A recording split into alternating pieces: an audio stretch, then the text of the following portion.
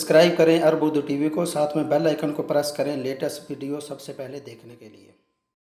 बिस्मिल्लाहिर्रहमानिर्रहीम। अस्सलाम वालेकुम। अरब उर्दू टीवी में खुशामदीद।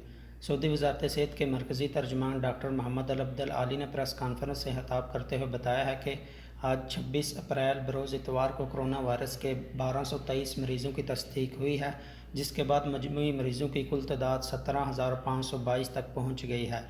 इनमें से 15% सऊदी शहरी और 85% गैर मुल्की हैं।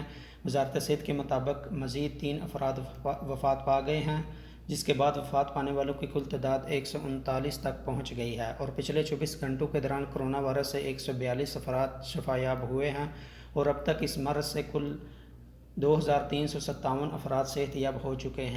वज़ारत सेहत के मुताबिक पिछले 24 घंटों में जारी होने वाले अदाद-ओ-शुमार के मुताबिक मक्का मुकरमा में 272, रियाज में 267, मदीना मुनव्वरा में 217, जद्दा में 117 और बेश में 113, अनीसा में 54, दमाम में 51, बरीदा में 20, अलजबेल में 19, हफूफ में 17, बकीक में 17, अल आरता में 14, ताइफ में 10, अबू अरेश में 10, खलीस और तबूक में 3-3, कतीफ़, हफ़र अलबातन, अल क़रियात और वादी अद-दवासर में 2-2, खमीस मशीद, अल ख़ुबर, जज़ान और अर में 1-1 कोरोना वायरस के केसेस सामने आए हैं।